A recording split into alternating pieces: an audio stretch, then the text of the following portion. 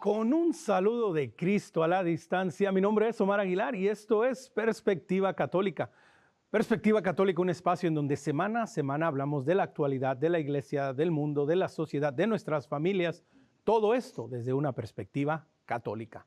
Y hoy, en este día, tenemos un caso, tenemos un programa por demás de vital importancia que es bueno que conozcamos la realidad que está viviendo Centroamérica, de manera particular El Salvador, y cómo esto puede tener repercusiones en toda América Latina. Hoy nos vamos a ir hasta Colombia. Hoy tenemos a nuestra invitada, a la cual desde ya le quiero dar la bienvenida, María Ann Quiroga, desde Colombia, para hablar acerca del caso Beatriz contra El Salvador. ¿Qué es este caso? ¿Quién es Beatriz? ¿Por qué está en contra del Salvador? María Ann, bienvenida a Perspectiva Católica. Buenos días, Omar. Muchísimas gracias por tu invitación. Es un placer poder estar en tu programa y contarles hoy un poquito más de este caso. Así es, un caso por demás de una significancia, de una importancia mayúscula, no solo para El Salvador, pero como ya lo decía yo en la intro, también para el resto de Latinoamérica. Y bueno, María, ¿por qué no empezamos con la pregunta básica? ¿Quién es Beatriz? ¿De qué caso estamos hablando? Muy bien, en el caso de Beatriz contra El Salvador, estamos hablando de una madre salvadoreña de escasos recursos que fue manipulada y utilizada por grupos abortistas que la condenaron al miedo para poder imponer el aborto en nuestro continente. Así es, una situación que mencionas y que a lo largo del programa en más de una ocasión voy a hacer el paralelo a lo que sucedió en 1970 en los Estados Unidos y antes de 1970 al caso que, bueno, gracias a Dios ya fue derogado, Roe v. Wade, en donde también en los Estados Unidos se utilizó a una mujer embarazada, se le engañó para por medio de ella presentar una demanda en 1970 que llevó 1973 a la legalización del aborto. Dices, María, Beatriz era una mujer de escasos recursos en una situación, en un embarazo particular, en donde, ¿quiénes son las personas, las organizaciones que se le acercan y le dicen, tienes que abortar a tu bebé, tienes que, esta vida pone en riesgo tu propia vida? ¿De quiénes estamos hablando? ¿Quiénes estaban detrás de esta campaña para utilizar a Beatriz para promover el aborto en El Salvador y en Latinoamérica? Bien, te voy a contar, Omar, brevemente quiénes son los peticionarios del caso, decimos técnicamente, pero o sea, como concretamente son quienes empujaron el caso, manipularon a Beatriz, primero para hacerle creer que necesitaba abortar para sobrevivir, cuando en realidad su embarazo no ponía en peligro su vida. Son 4 los grupos abortistas que te quiero presentar ahora porque fueron los que empujaron el caso hacia y hasta la Corte Interamericana de Derechos Humanos. Primero tenemos la CEGIL, que es una organización especialista en litigio estratégico, es decir, que ellos se dedican a ir a buscar casos particulares en los países para manipularlos y llevarlos hasta las cortes para crear precedentes. Esta organización es muy importante, tiene mucha experiencia. Cabe resaltar que recibe anualmente un financiamiento muy alto de la Open Society Foundation, que no voy a presentar porque todos la conocemos, y trabajan muy de la mano aquellas 2 organizaciones. Luego tenemos a IPAS. IPAS, si uno va a ver a su página web, va a ver que ellos se presentan como personas que forman a especialistas y médicos y personal médico, ¿no? O sea, para todos los procedimientos de aborto, pero en realidad cuando uno va hacia, por ejemplo, páginas web que venden instrumentos ginecológicos, lo que ve es que IPAS vende aspiradoras para realizar abortos. Entonces, IPAS tiene un interés muy claro en que se liberalice el aborto en nuestra región porque vende los instrumentos para poder realizarlos. Luego tenemos a la tercera organización que se llama la Agrupación Ciudadana por la Despenalización del Aborto Terapéutico, Ético y Eugenésico. Ya no se quiere hacer llamar así, muchas veces la vamos a ver como Agrupación Ciudadana, pero la realidad es que sí, su nombre completo es este, y su nombre completo nos muestra que ellos promueven la eugenesia, es decir, el aborto de niños por la simple razón de que sean diferentes, de que tengan alguna malformación, alguna discapacidad. Esto es el caso, por ejemplo, de los niños con síndrome de Down, ¿no? O sea, esta organización promueve abiertamente el aborto de estos niños y promueve abiertamente la discriminación prenatal. Y luego, en cuarto lugar, tenemos la colectiva feminista para el desarrollo local de El Salvador, lo único que desarrollan es el aborto, ¿no? Y cabe resaltar que ellos fueron uno de los primeros en ir a buscar a Beatriz y en Ujú, presionarla para que solicite un aborto, y ellos reciben muchísimo dinero de Planned Parenthood, ¿no? De la IPPF. ujú. Solamente entre 2014 y 2016 recibieron 135.000 dólares de parte de esta organización.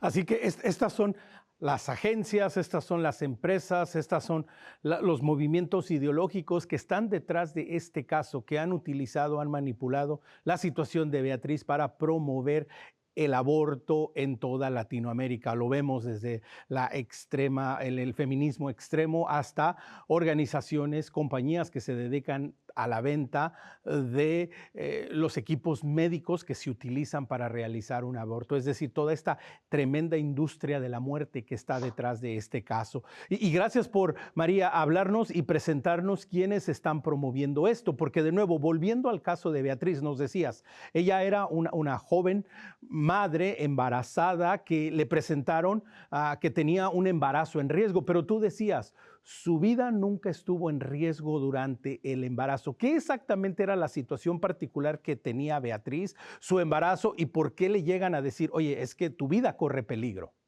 Bien, Beatriz, como tú decías, ya tenía un hijo y quería ser mamá otra vez. Sí, ella quería ser mamá, o sea, en el fondo de su corazón. Pero ella tenía lupus. El lupus es una enfermedad autoinmune que puede ser muy grave, pero en el momento en que le descubren su segundo embarazo, afortunadamente su lupus estaba bien controlado y su embarazo no le agravó ni el lupus ni puso en peligro su vida. Y eso fue algo que constataron muchísimos médicos, ¿no? Y de eso te voy a contar un poquito más Ujú. adelante. La segunda complicación y dificultad que tuvo este embarazo es que muy rápidamente su bebé fue diagnosticada con anencefalia. Esto quiere decir que su cabeza y su cerebro no pudieron tener un desarrollo completo. Eso igualmente obviamente no impidía que ella tuviese conciencia, la beba, ¿no? O sea, experimentaba dolor también, e incluso podía tener probabilidad de vivir meses o incluso años, ¿no? Y quiero agregar ahí que Beatriz fue la que le puso Leilani a su Ujú. hija, ella le puso nombre. eh, y bueno, la discapacidad de esta hija, de esta bebé, Leilani, obviamente no la hacía menos persona, no la hacía menos digna, pero sin embargo los grupos abortistas, considerando que su vida no valía la pena, la presionaron a Beatriz diciéndole que si no abortaba se iba a morir y que de todas formas la vida de su bebé no valía la pena. Sí. Entonces, a través de ellos fue que solicitaron un aborto ante la Corte Suprema del Salvador, y la Corte Suprema del Salvador convocó a un grupo de médicos, y la conclusión de los médicos fue que Beatriz no necesitaba aborto. Ujú. Entonces, primero ordenaron que no se realizara el aborto, y en segundo lugar, y esto es muy importante, ordenaron que Beatriz recibiera todos los cuidados necesarios, ella y su hija, para que se proteja la vida de las dos, ¿sí? Entonces, esos médicos concluyeron, y muchísimos otros también, que la vida de Beatriz no estaba en peligro por causa de este embarazo, ¿no? Sí, y que es algo muy Finalmente, importante. Sí, sí, sí, sí, continúa, sí, continúa, sí. María. Sí, es realmente muy importante porque este es como el primer argumento de los grupos abortistas, ¿no? O sea, decir que si no abortaba se iba a morir. Al final, o sea, a la semana 26 del embarazo de Beatriz, los médicos consideraron que sí, ya era el momento de realizar como una cesárea, porque eso iba a ser lo mejor para la vida y la salud de Beatriz. Entonces, realizaron este procedimiento que no tuvo en absoluto el objetivo de matar a la niña, ¿no? O sea, solamente realizaron esa cesárea y la niña nació, respiró, lloró como cualquier otro niño, y pudo recibir incluso el amor de su mamá, porque se permaneció en sus brazos, ¿no? Unos instantes antes de ser llevada obviamente a cuidados intensivos, porque su Ujú. estado de salud estaba muy delicado.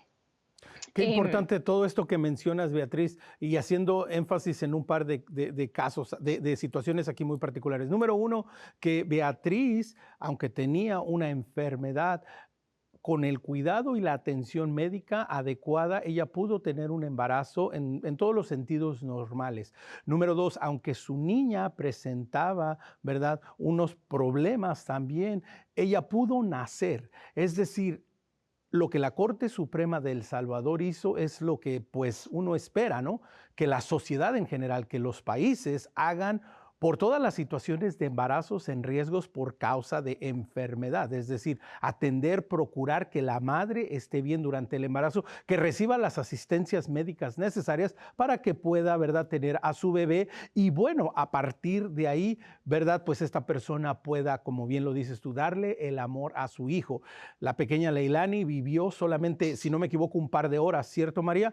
Pero en ese par de horas que vivió, recibió el amor de su madre, ¿verdad? Pudo estar cerca de su madre y no, contrario a lo que se vendía, contrario a lo que se decía, no iba a ser causa para que Beatriz también perdiera su vida, no iba a terminar con la vida de su madre, ¿verdad? Por ella tener su vida propia. Esta es una de la realidad que se vive en El Salvador, en Latinoamérica, en los Estados Unidos, en el mundo, que se nos vende el aborto tristemente como muchas veces la única alternativa, como la única opción en situaciones como la de Beatriz y en otras situaciones que no son tan extremas. María, ¿qué pasa después de que nace la bebé, después de que Leilani nace, está en los brazos de su madre, después, bueno, ¿verdad? Pues la bebé fallece, pero recibe todo el amor de su madre. ¿Qué pasa con Beatriz? ¿Cómo le afecta a Beatriz haber sido madre de Leilani?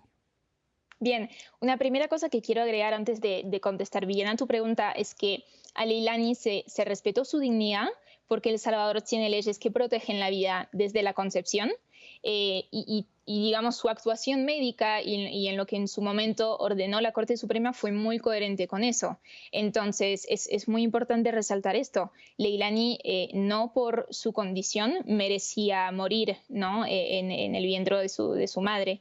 Entonces, bueno, lo que pasó después es que Beatriz siguió en el hospital bajo supervisión médica unos días, pero se recuperó muy bien de la cesárea, ¿no? Y no sufrió ninguna complicación mayor por causa de este embarazo, de esta cesárea, ¿no? O sea, se recuperó muy bien. E incluso en una entrevista posterior que ya da aproximadamente un año después de la cesárea, del nacimiento y muerte de su hija Leilani, ella cuenta cuánto quería que viviera su hija, ¿no? O sea, incluso cuenta que le llevaba flores a su tumba, que le hablaba, ¿no? O sea, realmente existía este vínculo muy fuerte entre Beatriz, que quería ser mamá, y su hija, Leilani, que desgraciadamente no pudo sobrevivir más de 5 horas.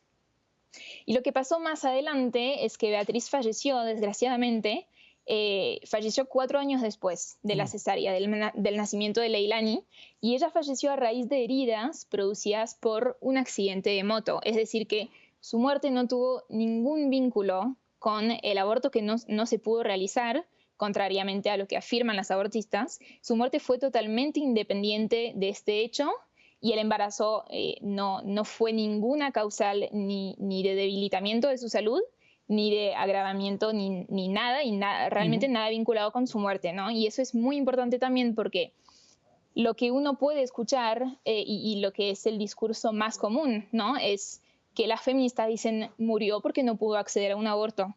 Y esto es 100% falso, no podría ser más falso e incluso es absurdo porque ella falleció 4 años después, ¿no? Sí. Y uno puede decir, ¿cómo puede ser que afirman esto?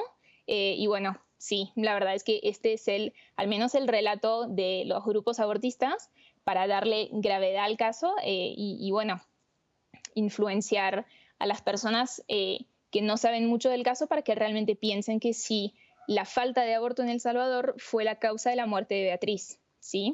Entonces, lo importante es entender que esos grupos le negaron a Beatriz el derecho a la esperanza porque ella quería ser mamá, la condenaron al miedo diciéndole que ella se iba a morir si no abortaba, que su hija de todas formas se iba a morir y que su vida no valía la pena, le negaron la dignidad a una niña que tenía discapacidad por el simple hecho de tener una condición diferente y hasta, imagínate, Omar, consideraron que era tortura para Beatriz tener a su hija en brazos. Sí, una situación que describes que presenta la realidad del aborto en el mundo entero, ¿no? Que parte desde la desesperanza, desde la mentira, desde quitarle la dignidad a la persona y realmente cuantificar a la persona y decir, bueno, esta persona no vale porque no tiene utilidad para nosotros, porque su vida no va a producir nada, ¿verdad? Describes de manera magnífica la realidad del aborto y que, por cierto, ustedes lo han visto en pantalla en un par de ocasiones, hay una página de internet que los quiero invitar a que la visiten, casobeatriz.org, una página que en realidad muestra la verdad del caso Beatriz de manera detallada. Porque si usted busca en general caso Beatriz, pues desafortunadamente la mayor de la información que va a encontrar presentan precisamente desde los movimientos proabortistas en donde todavía se siguen repitiendo mentiras como que Beatriz falleció a causa de las consecuencias de no tener acceso a un aborto, cuando Marianne ya nos lo explicó de manera magnífica. Su fallecimiento, su triste muerte, no tuvo nada que ver con la situación que le pasó con la pequeña Leilani. Entonces, lo invito a que visite casobeatriz.org para que usted esté al tanto, esté al pendiente de lo que está pasando. Porque, María Ann, una de las situaciones por las que también queríamos charlar contigo y tener esta plática es porque el caso no ha concluido. Es decir, nos has presentado toda la situación que pasó hasta tristemente el fallecimiento de Beatriz y uno pensaría, bueno, tranquilo, cerraron el caso, ¿verdad? Los proabortistas se fueron a buscar otro caso, fueron a buscar otras maneras de seguir avanzando el aborto en El Salvador. Pero la realidad es que este caso está activo, está vivo, continúa y puede tener tremendas repercusiones. Cuéntanos un poco cuál es la actualidad del caso y qué es lo que sigue. Muy bien, creo que el dato importante para tener en cuenta antes de entrar en los detalles del caso es que pensaba, Omar, que en nuestros países en Latinoamérica muchas veces los congresos que están obviamente compuestos por representantes legítimos del pueblo no han querido avanzar con las leyes del aborto. Entonces, muchas veces lo que los lobbies quieren hacer es ir por otra vía que no sea la vía democrática, porque por las vías democráticas no están logrando sus cometidos. Entonces, el objetivo para ellos de ir hasta la Corte Interamericana de Derechos Humanos es justamente tener esa vía que no es democrática, lograr un precedente en esta Corte y poder imponerlo a nuestros continentes sin que los legítimos representantes del pueblo puedan decir nada. Y esto es muy grave. Entonces, lo que vemos es que después del fallo Dobbs en Estados Unidos, obviamente quisieron adelantar y avanzar en la legalización del aborto en todo lo que podían en nuestra región, ¿no? Porque nosotros todavía tenemos leyes que protegen la vida desde la concepción y este es particularmente el caso de El Salvador.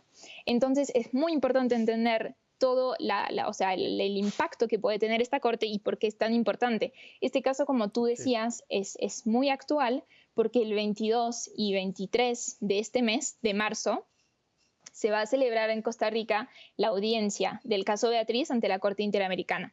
Luego de esta audiencia, la Corte publicará su sentencia. No sabemos bien cuándo, lo más probable es que sea más hacia fin de año, pero lo cierto es que la audiencia es un paso muy importante en este caso, ¿no? Porque va a ser como la primera vez que la Corte va a poder públicamente recibir testimonios y, poder también expresarse un poquito más sobre este caso.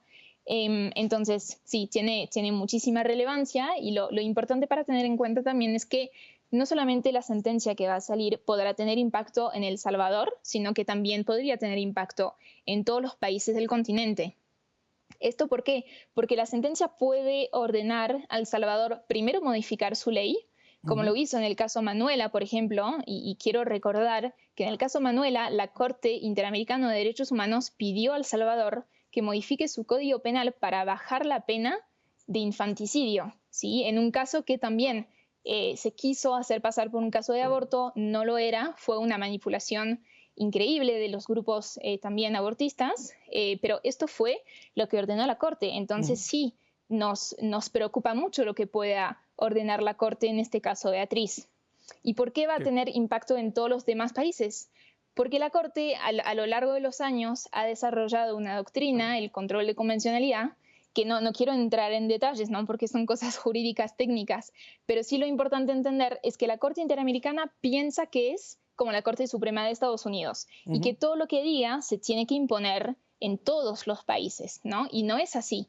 Pero en la práctica, sí, la verdad es que la Corte está teniendo muchísimo poder y está impactando en todos los países. Y ya hemos visto que algunas sentencias de la Corte Interamericana contra un país en particular tuvo repercusiones nefastas en muchísimos otros países de la región. Entonces, este caso es particularmente Sí, relevante sí. porque sí podría avanzar en la liberalización del aborto en todo el continente. Y algo que menciona es sumamente importante, 22 y 23 de marzo, así es que bueno, queremos pedirle, ¿verdad?, a toda nuestra audiencia, a toda la familia de WTN, obviamente, que nos unamos en oración, ¿verdad? Número uno, para aquellos que van a estar presentando la defensa, ¿verdad?, de la vida, que estarán hablando a favor de la dignidad de Beatriz, de Leilani y de todas nuestras mujeres, de todas nuestras familias, de todos nuestros niños en Latinoamérica, y también pues para que la Corte tome la decisión correcta, la decisión justa, que siempre va a ser respetar la dignidad de todo ser humano desde el momento de la concepción. Así es que 22 y 23 de marzo y los días antes, previos y después también, ¿verdad? Continuar unidos en oración para que la Corte tome estas decisiones. Marianne, quiero seguir enfatizando un poco este aspecto porque lo has mencionado y creo que es bueno que lo sepamos. La Corte Interamericana de Derechos Humanos, ¿verdad?, no tiene jurisdicción sobre un país en particular, es decir, no puede ordenar directamente un país. Esto es lo que tienen que hacer, pero sus leyes, ¿verdad?, sus decretos, lo que dicen, lo presentan los países y los países deciden si lo hacen o no. Es decir, esto va de la mano quiénes están en el poder, quiénes toman las decisiones, quiénes son los legisladores, quién es el presidente, quiénes manejan los destinos de los países. ¿Es esto correcto? ¿Es más o menos la visión de lo que hace la Corte Interamericana de Derechos Humanos y su unidad, su trabajo conjunto con los diferentes países en Latinoamérica? Bien, ahí planteas perfectamente el problema de soberanía que genera la Corte Interamericana. Lo que hay que entender es que sí los países se comprometieron a respetar los derechos que están en la Convención Americana sobre Derechos Humanos. Y de hecho, se ha dicho de paso, y es muy importante, el artículo 4 de esta Ujú, convención declara que se debe respetar el derecho a la vida desde la concepción, ¿no? O ujú. sea, que la Corte Interamericana incluso debería estar aplicando esta convención, lo que no está haciendo, ¿no? Y bueno, veremos con la sentencia del caso de Beatriz y Dios quiera que sea buena, pero sí sabemos que la convención ordena la protección de la vida desde la concepción en nuestro continente. Entonces los países se comprometieron a respetar esta convención y los países sí se comprometieron a tomar muy en cuenta y acatar las sentencias de la Corte que sea respecto de una situación de su país, ¿no? O sea, cuando un país es condenado, se supone que sí debe tomar muy en cuenta la sentencia de la Corte. Ahora, los países no se comprometieron, por ejemplo, a implementar recomendaciones que la Corte haga para otro país, ¿no? Ujú. Los países no se comprometieron a cambiar su código penal, por ejemplo, cuando la Corte lo pida.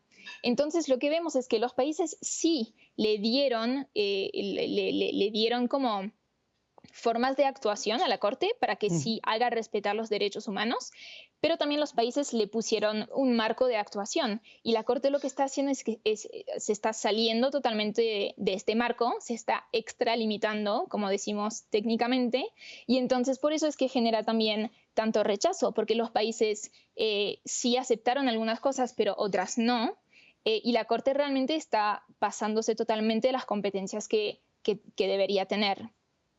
Sí, y esto es muy importante, reconocer, número uno, la soberanía de cada país, que cada país debe tener la posibilidad de decidir, sobre todo cuando hablamos de temas tan delicados y tan importantes y que tienen repercusiones a corto, mediano y largo plazo, como es el aborto, número uno. Y número dos, ¿verdad? Que todavía los ciudadanos de los países tenemos la responsabilidad y tenemos la obligación de continuar hablando, de continuar abogando y, Marianne, de continuar siendo activos de manera cívica.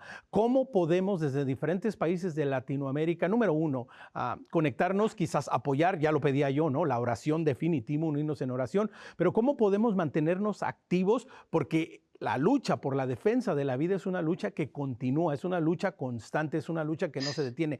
El lobby pro aborto no duerme, no descansa literalmente, está constantemente atacando. Para Latinoamérica, ¿qué podemos hacer para seguir unidos y también en Estados Unidos y en el resto del mundo para continuar en la defensa de la vida?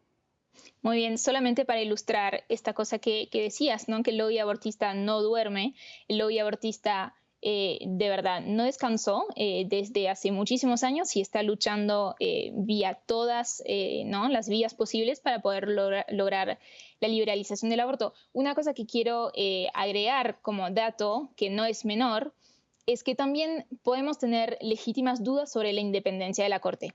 ¿Y por qué lo digo? Porque la Corte recibe financiamiento de organizaciones que también financian los peticionarios. Es decir, esta situación es como si tú y yo tuviésemos un litigio y vamos a un juez y de repente un día te das cuenta que alguien me está financiando a mí y está financiando también al juez. ¿No? Y esto es lo que pasa, por ejemplo, con la Agencia Española para el Desarrollo, ¿no? España desde 2009, dedicó más de 4 millones de dólares a la Corte Interamericana. Y también vemos que financia actividades de la Agrupación Ciudadana para la Despenalización del Aborto, que es uno de los peticionarios. Entonces, realmente podemos tener legítimas dudas sobre la independencia de esta Corte. Y segundo, ¿por qué es tan importante luchar contra este lobby que es tan fuerte, como lo acabo de decir? Y esto se puede hacer de muchas formas. Yo creo que lo más concreto va a ser, además del apoyo espiritual, que es muy importante, y gracias Omar por recordarlo, es muy importante que todos se conecten a la audiencia los días 22 y 23 de marzo. Va a estar en vivo en YouTube, vía el canal de la Corte Interamericana, y sabemos por la experiencia nuestra que los jueces sí prestan mucha atención a quienes están conectados, a los comentarios que se hacen debajo del video. Entonces, invito a todos, eso es algo que cualquiera puede hacer, entrar a YouTube, buscar el canal de la Corte Interamericana de Derechos Humanos y los días 22 y 23 de marzo estar pendiente y dejar comentarios para mostrar a los jueces que el continente es pro vida y que el continente defiende la vida. Pues, Mary Ann, gracias por la labor que ustedes en el Global Center for Human Rights hacen. Gracias por continuar informándonos y alentándonos. Recuerde casobeatriz.org, 22 y 23 de marzo. Conéctese por medio de YouTube. Ponga sus comentarios, unámonos en oración y digamos un fuerte sí a la vida. Honremos la memoria de la pequeña Leilani y de su madre Beatriz y defendamos la vida desde la concepción.